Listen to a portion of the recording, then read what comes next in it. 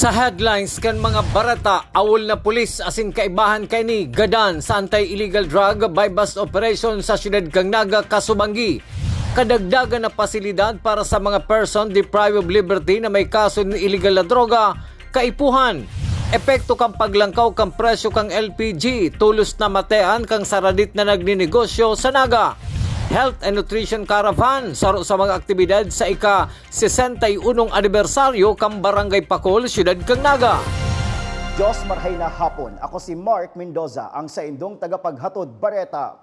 Tulos na nasundan ang nangyaring police operation sa Barangay Concepcion Pequeña, Siyudad ng Naga, Kansuudma, na binawian ang suspek na subuot imbwelto sa illegal na droga. Kansubanggi sarong awol sa serbisyong pulis, asin kaibang kaini ang binawian manin buhay matapos subuot magtumang sa mga otoridad.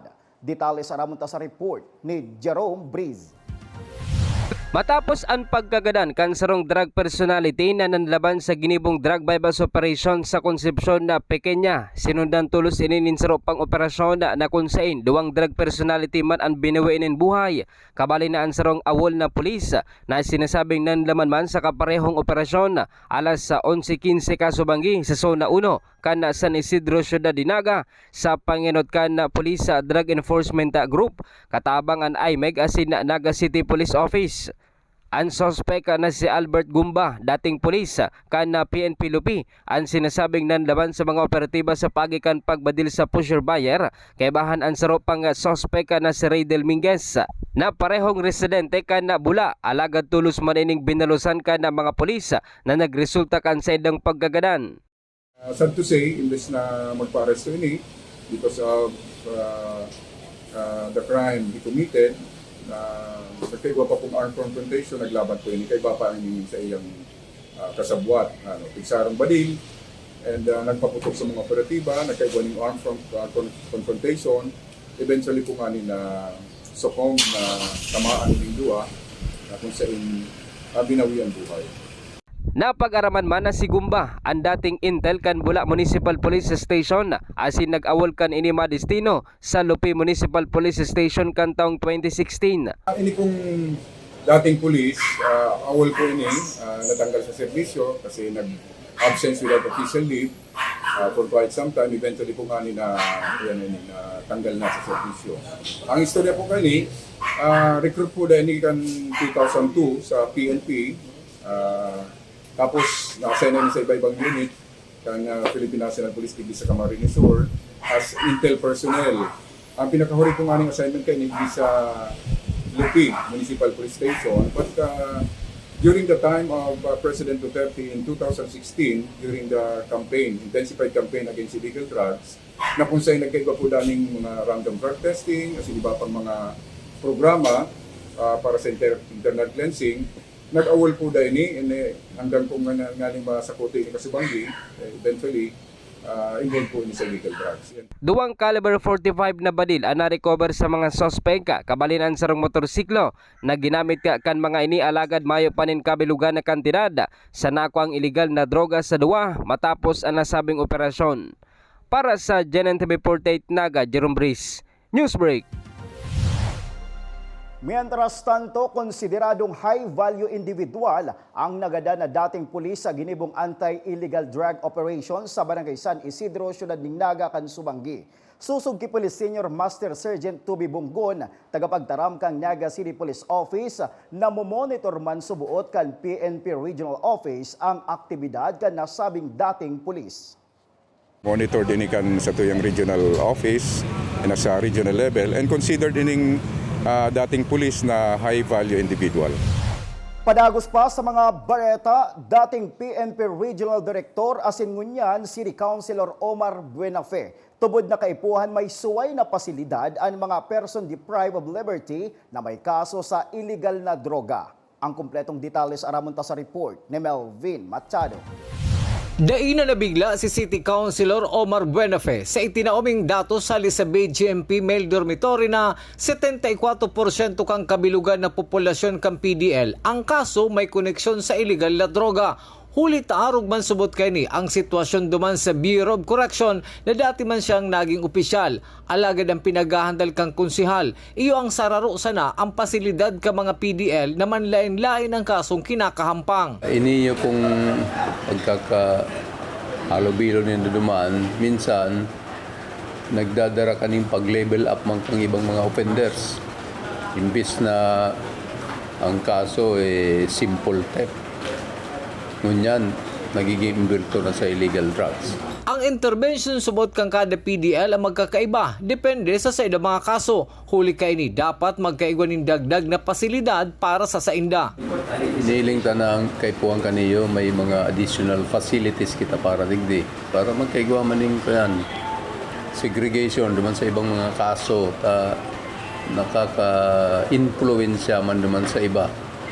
Diyan baga igwa man yung mga nakakulong na ang kaso is theft o itong mga homicide o iba pang mga offenses na dayman related sa illegal drugs. Kaya lang pagka inahalubilo mo duman, iba man dapat ang rehabilitation o ang saindang reformation process na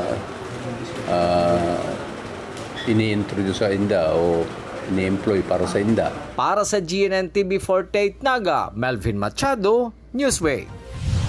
Padagos pa sa mga bareta, pinanginota ni Naga City Police Office City Director Nelson Pacalso ang New Year call kay Naga City Mayor Nelson Ligacion. Kaibahan ni Police Colonel Pacalso ang sayang staff asin mga station commanders hali sa manlain-lain na police station kan syudad ning Naga. Susog kay Police Senior Master Sergeant Toby Bonggon, tradisyon na ini sa PNP na magkaigwanin courtesy call sa namamayo kang sarong banwaan o syudad bilang pagtaon ng respeto sa liwat na pagpuon kang sa indang trabaho sa lugar ning bagong taon.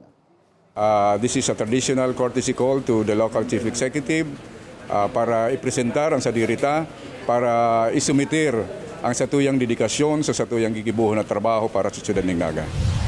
Sa iba pang bareta, conjugal visit para sa mga person deprived of liberty mapuon antes ang Valentine's Day sa BGMP Male Dormitory. Detalye sa report ni Melvin Machado. Alauna hasta alas 5 nin hapon ng schedule para sa pagdalaw sa mga person deprived of liberty sa male dormitory. Digdi naman isasabay ang pag-avail kang conjugal visit kan mga mag-aragom o kalib-in kan mga PDL. Saro ini sa pribilehiyo durante kang kasagsagan kang pandemic na ipinagbawal sa BGMP. May 4 na kwartong nakatagama sa mga ma-avail ka ini. Nangunyang pinagsisiguro ni Jail Chief Inspector Jerome Guerrero na maging magayagaya sa mga PDL na ma-avail ka na sabing oras. Ibinabalik na po ng Naga City District Jail Male Dormant Conjugal Visitation as approved by our national headquarters. Inaayos lang po natin yung mga kwarto na kanilang gagamitin para masigurado po natin na komportable naman po sila, and that will be available before Valentine's. Apo. Ilang ba sir? Ilang rooms ba yan? Meron po tayong 4 na rooms na pwede nilang i-occupy. And meron lang po tayong certain na limitations para kumbaga ma-avail po ng lahat yung conjugal visitation. Daiman basta-basta makaka-avail ng conjugal visit sa PDL, dapat magsunod sa mga nakalatag na protocols kabali digdi ang negative RT-PCR result. Bago po makapag-avail ng in-person visitation ay kailangan makapagpa-RT-PCR po ang babae na papasok sa conjugal room at makita natin na negative sila from COVID-19. Meron po silang ID at sila po ay registered sa ating database ng mga bisita. At meron po silang COVID-19 vaccination card. Madepende ang lawig kang oras sa conjugal visit kan bilang ka mga ma-avail kay ni. Para sa GNN TV 48 Naga, Melvin Machado, Newsway. Sa pagbabalik kang news break, paglangkaw kan presyo kan LPG namamate ang tulos ang epekto sa mga saradit na nagninegosyo sa Naga. Yan asin iba pang mga bareta sa pagbuelta kang GNN TV 48 Naga News Break.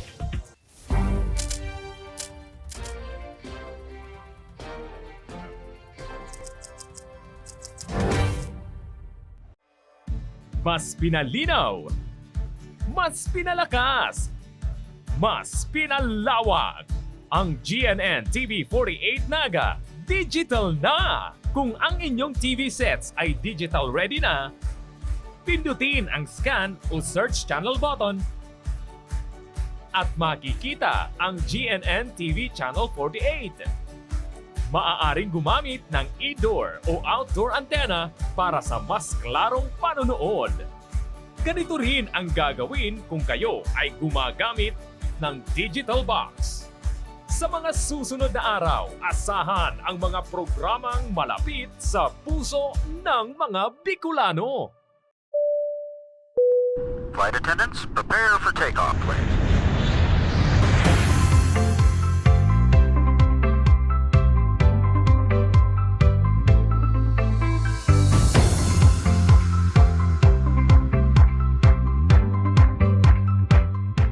Slip life vest over your head. Take the tape around your waist.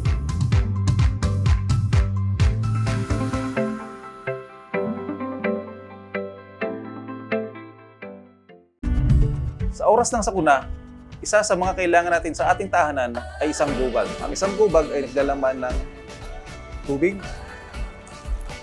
mga dilata at biscuits upang hindi tayo magutom, energy bars o energy drink, first aid kit, communication devices tulad ng flashlights at batteries, whistles o pito, portable radio, at extra cellphone. Mas mabuti kung meron tayong prepaid load guard. Tools tulad ng Swiss knife at gunting. Maaari din tayo magdagdag ng lubid. At huwag natin kakalimutan ang hygiene kit na naglalaman ng sabon, tissue, toothpaste, toothbrush, at face mask. Sa lahat ng oras, laging bukas, nakahanda ang aming tanggapan. Tandaan, ang Bicolanong alerto, pirming protektado. Work with Business Executive or turn yourself to become one. Explore the career in the world of business with NCF's Bachelor of Science in Business Administration, major in Financial Management. This degree prepares you to excel in the financial service sector. Start it right with NCF's College of Accountancy and Finance.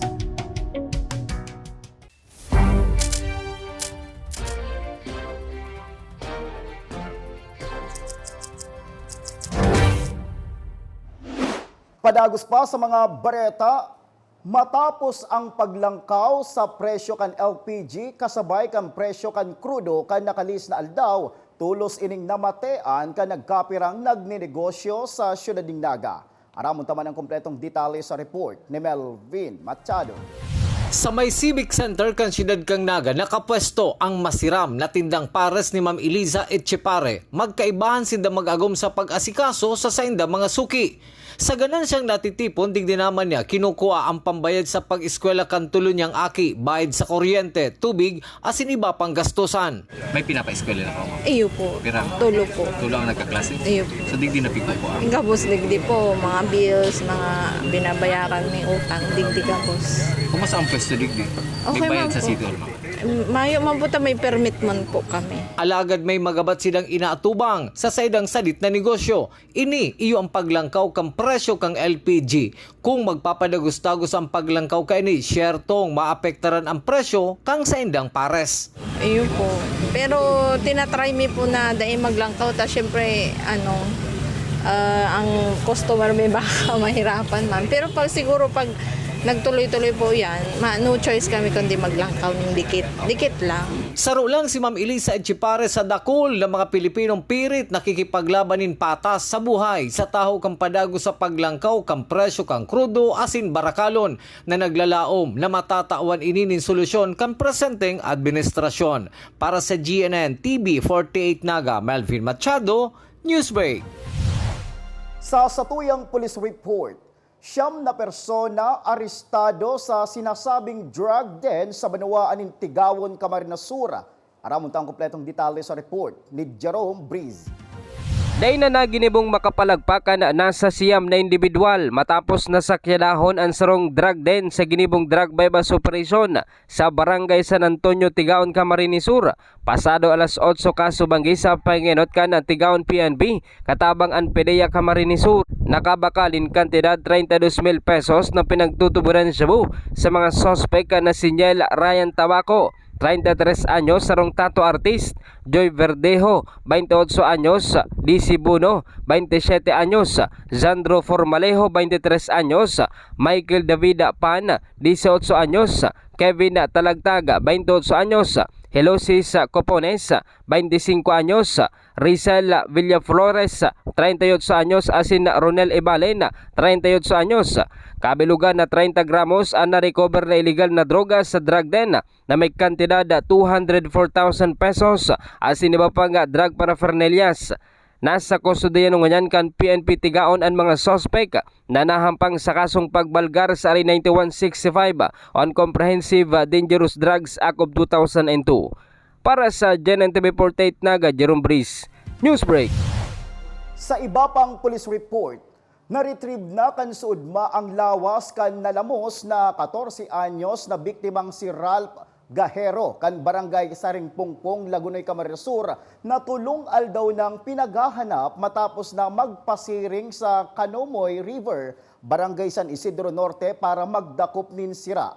Susog sa magurang kan biktima, may hilang na epilepsy ang sayang aki na baka inatake na naging kausa para malamos ini. Nagtarabang man ang MGRRMO Lagunoy, BFP Lagunoy, Philippine Coast Guard, Sabang San Jose, asim PMP Lagunoy para ma-retrieve ang bangkay kan biktima. Padagos pa sa mga bareta, Health and Nutrition Caravan pinaggibo kasabay kan ika-71 Foundation Anniversary kan Barangay Pakul, Siyudad ning Naga. Ang detalye sa report ni Jerome Breeze. Sarong simana nga manlain-lain na aktibidades ani sinigibo sa Barangay Pakul, Siyudad ning Naga kan nakaaging simana kasabay kan ika-61 taon na founding anniversary kan na mismong barangay. Saro sa naging highlights kan aktibidad ang sarong nga simanang Health and Nutrition Caravan na kunsain nasa 600 na individual ang natabangan kan programa na kinababalehan kan dental extraction para sa PWD asin senior citizen, immunization sa mga kaakian, flu vaccine asin blood sugar testing. Nag-celebrate po kami kasamayang 61st Foundation Anniversary sa Barangay Pakul. Pang-apat na taon ni pa lang po ning celebrate. Pero pang 61st milang foundation anniversary. Nagkiga po kami sa loob ng sarong simana po halos, nagkanda po kami ng Health and Nutrition Caravan kung saan po nagkaigo kita ng iba-ibang aktibidad sa Sarabayta sa pirang aldaw na to sunod-sunod. May children's immunization kita, may flu vaccine para sa mga seniors. Nagkaigo po kita ng dental extraction sa 10 PWD and 10 senior citizens. Then may immunization po kita sa mga kaakian, flu vaccine sa mga seniors, BMI check, and blood sugar testing. Then nag-dental check up po sa mga educare pupils, pati po sa mga pregnant mothers. Duman po sa aldaw na ito, nakapag-serve po kita ng kampas 600 na recipiente ng Barangay Pakul. Kung ikukumparar subot kan mga nakaaging taon na mas dakol ang ginibong aktibidad sa barangay hinuliman sa mga paghaluwag na kana mga restrictions sa darakan COVID-19 pandemic. Compare po ka nakaaging taon, mas mauma po ngunyan kasi mas dakol si mga participations takan mga tao kasi gabos pong non-government organizations, mga kabali po duman sa activity. Unlike po ka nakaaging taon na halos may panang pandemic, celebrate mi lang po sa paagikan ng mga personnel and staff kang barangay. Aday mi po involved si mga constituents ta po kasi nag-iwas po nga ni kita. So, kung sa comparison po, mas magawin si naging reaction nga kan mga tao kasi na-enjoy ninda si Foundation Anniversary po kang sa tuyang barangay, kasama yung barangay. Para sa GNN TV 48 Naga, Jerome Breeze, Newsbreak. Asin yan ang katiripunan kan mga bareta ngunyan na aldaw. Day malingaw na bisitahon ang samuyang official Facebook fanpage asin ilike ang GNN TV 48 Naga para pirmi kitang updated sa mga bareta asin istoryang bida ang Bicolano. Liwat, ako po si Mark Mendoza. Digdisa na yan sa GNN TV 48 Naga News Break.